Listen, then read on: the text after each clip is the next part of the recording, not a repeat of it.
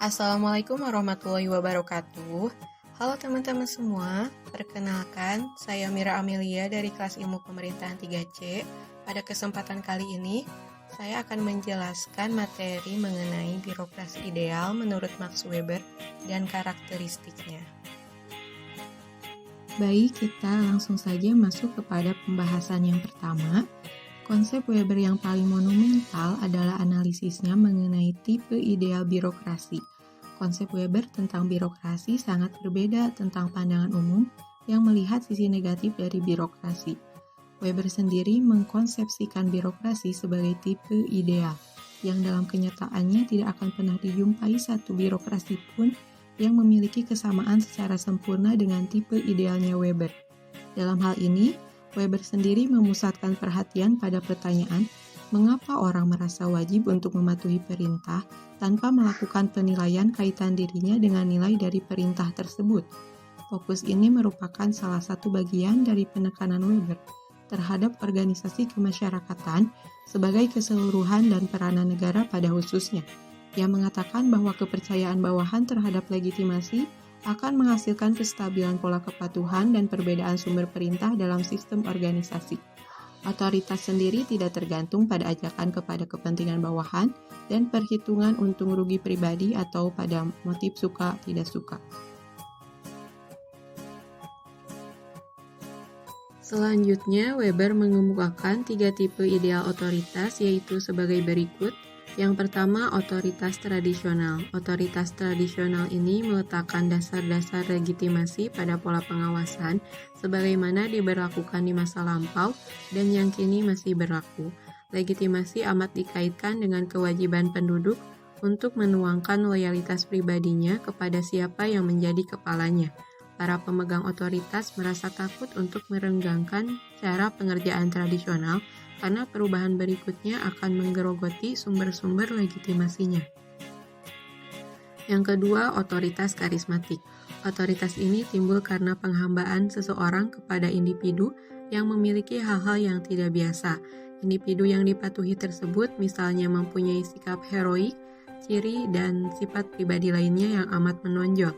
Pemimpin seperti ini dan segala komandonya selalu dipatuhi oleh para pengikutnya yang dipandang dapat memimpinnya ke arah pencapaian tujuannya. Para pengikut mematuhinya karena penghambaan diri, bukan karena hukum yang memaksanya untuk patuh. Menurut Weber, tipe otoritas tradisional dan tipe karismatik ini terdapat dalam hampir semua aktivitas organisasi sebelum adanya revolusi industri.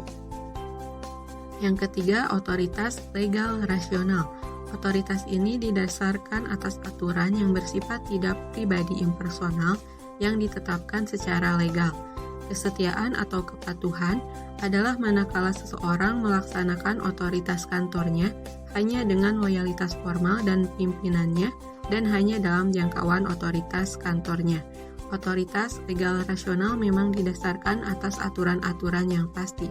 Aturan bisa saja terdapat perubahan untuk dapat mengikuti perubahan yang terjadi di dalam lingkungannya secara sistematis dan mengandung perkiraan masa mendatang. Selanjutnya, atas dasar konsep legitimasi, Max Weber merumuskan 8 tipe ideal birokrasi. Yang pertama, tugas-tugas pejabat dalam organisasi berdasarkan aturan yang berkesinambungan. Dengan demikian, setiap pejabat akan melaksanakan tugas sesuai dengan bidang tugasnya masing-masing yang diatur dalam aturan yang tegas dan jelas, satu tugas dengan tugas lainnya seirama menuju satu tujuan akhir. Yang kedua, tugas-tugas tersebut dibagi atas bidang-bidang yang dibedakan menurut fungsi, masing-masing dilengkapi dengan syarat otoritas dan sanksi-sanksi. Tugas harus dibagi menurut bidang-bidang dan fungsi-fungsi yang jelas. Satu tugas dengan fungsi yang lain harus dapat ditarik benang merah secara tegas sehingga hal yang mempunyai wewenang atau otoritas jelas dan kepada siapa harus mempertanggungjawabkan tugas-tugas yang telah dikerjakannya, sehingga akan terhindar dari pelemparan tanggung jawab. Yang ketiga, jabatan-jabatan tersusun secara hierarkis, hak kontrol dan komplain di antara mereka terperinci. Dengan demikian, pejabat yang lebih rendah akan tunduk kepada pejabat yang lebih tinggi, sehingga mempermudah pembinaan dan pengawasan pekerjaan yang menjadi tugasnya. Yang keempat, aturan-aturan yang sesuai dengan pekerjaan diarahkan baik secara teknis maupun secara legal. Aturan-aturan yang berkaitan dengan uraian tugas pekerjaan dalam organisasi diatur dalam bentuk susunan organisasi dan tata kerja organisasi. Di sini aturan terlihat dengan jelas dan tugas, fungsi dan wewenang masing-masing bagian maupun masing-masing pejabat dan anggota organisasi lainnya. Yang kelima, sumber-sumber daya organisasi sangat berbeda dengan yang berasal dari para anggota sebagai individu pribadi. Termasuk sumber daya organisasi adalah orang-orangnya dengan segala kemampuannya dan juga materi sebagai sarana pencapaian tujuan organisasi itu, di mana setiap anggota organisasi mempunyai latar belakang yang berbeda satu sama lain. Yang keenam, pemegang jabatan sesuai dengan kompetensinya. Maksudnya adalah jabatan-jabatan dalam organisasi dipegang oleh orang-orang yang sesuai dengan kemampuannya, baik latar belakang pendidikan, keahlian maupun tingkat penguasaannya, sesuai dengan bidang tugasnya sehingga selama menjabat pada jabatan tertentu, ia akan dapat melaksanakan tugas secara efektif. Yang ketujuh, administrasi didasarkan pada dokumen-dokumen tertulis. Pernyataan itu dimaksudkan semua kegiatan dan kejadian dalam organisasi sepanjang yang bisa ditulis harus didokumentasikan, diarsip secara kronologis, menyangkut pekerjaan atau hal-hal yang berkaitan dengan pekerjaan, termasuk jenis dan bentuk sanksi-sanksi, aturan-aturan yang berlaku dalam organisasi itu. Yang kedelapan, sistem otoritas legal dapat mengambil banyak bentuk, tetapi dilihat dari bentuk aslinya ialah sebuah staf administrasi birokratis. Arti staf administrasi birokratis adalah adanya otoritas berjenjang yang mengandung konsekuensi pelaporan dan tanggung jawab secara berjenjang pula. Nah, menurut Weber, jika kedelapan tipe tersebut diaplikasikan ke dalam birokrasi, maka birokrasi tersebut dapat dikatakan legal rasional. Weber juga mengatakan, birokrasi itu sistem kekuasaan di mana pemimpin atau superordinat mempraktekkan kontrol atau bawahan subordinat. Sistem birokrasi menekankan pada aspek disiplin. Sebab itu, Weber juga memasukkan birokrasi sebagai sistem legal rasional. Legal berarti tunduk pada aturan-aturan tertulis dan dapat disimak oleh siapapun juga, sedangkan rasional artinya dapat dipahami, dipelajari, dan jelas penjelasan sebab akibatnya. Kemudian, Weber melanjutkan ke sisi pekerja atau staf organisasi yang legal rasional. Bagi Weber, kedudukan staf di sebuah organisasi legal rasional adalah sebagai berikut, atau juga dapat dikatakan yang berikut ini merupakan karakteristik birokrasi menurut Max Weber. Yang pertama, para anggota staf menjalankan tugas secara impersonal. Hal ini dimaksudkan para anggota organisasi di birokrasi secara pribadi bebas bekerja. Tidak ada keterikatan hubungan antar anggota keluarga, baik itu bawahan maupun atasan. Yang kedua, ada hierarki jabatan yang jelas. Birokrasi bekerja dalam suatu struktur organisasi yang tersusun secara hierarkis atau berjenjang, di mana setiap jenjang sudah ditetapkan bidang tugasnya masing-masing. Setiap jenjang adalah bagian dari sistem organisasi secara keseluruhan, yang diisi oleh pejabat-pejabat dengan tugas dan fungsi masing-masing yang dapat dipisahkan secara jelas antara tugas pejabat yang satu dengan pejabat yang lain. Yang ketiga, fungsi-fungsi jabatan ditentukan secara rinci. Maksudnya adalah atasan mempunyai hak untuk memerintah dan diberi wewenang untuk mengatur bawahan dan diatur secara tertulis sebagai peraturan organisasi. Di pihak lain, bawahan juga menyadari bahwa ia dibina dan diawasi oleh atasannya dan mempunyai kewajiban mempertanggungjawabkan hasil-hasil pekerjaan kepada atasannya. Yang keempat, para pejabat diangkat berdasarkan suatu kontrak.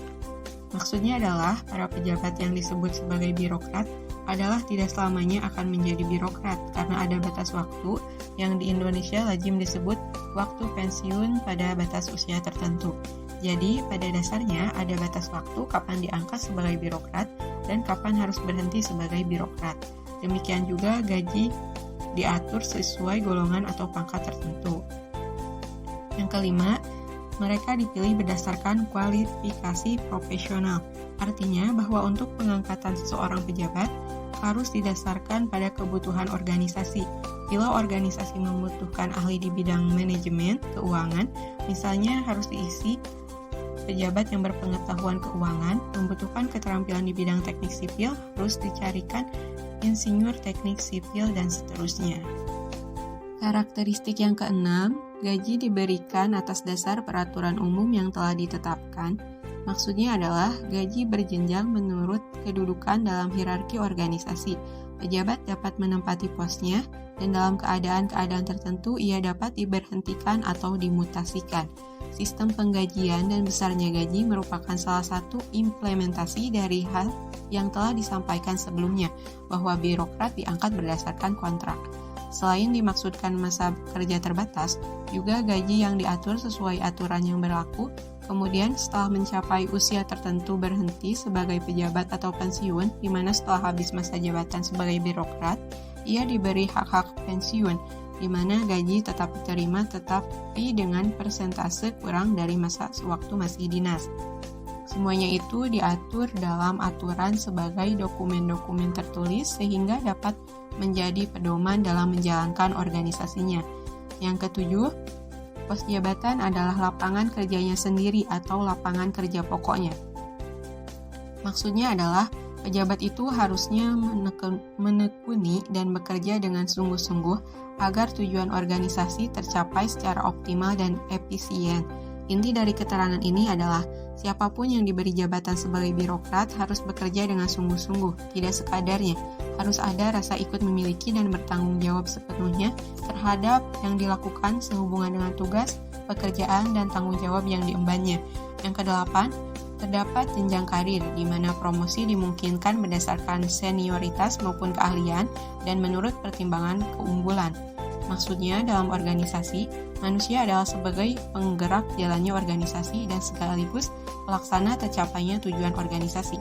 Oleh karena itu, untuk dapat menggerakkan dan mengarahkan orang-orang yang menjadi sumber daya organisasi, diatur sedemikian rupa sehingga termotivasi untuk bekerja lebih berprestasi dan lebih produktif sehingga organisasi akan lebih efisien.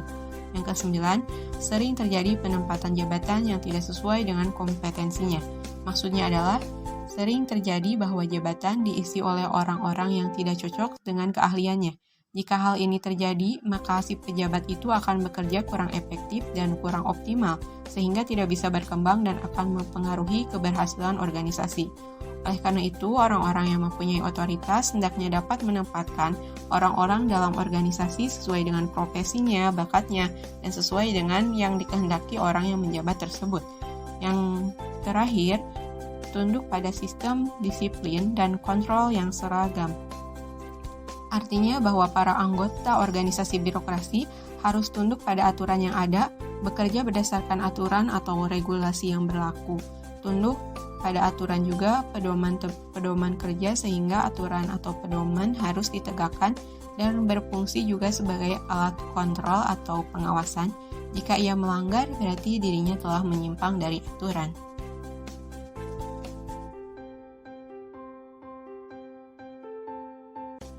Nah, begitulah teman-teman penjelasan mengenai birokrasi ideal menurut Max Weber dan karakteristiknya. Demikian penjelasan dari saya. Semoga dapat bermanfaat. Kurang lebihnya saya mohon maaf. Wassalamualaikum warahmatullahi wabarakatuh.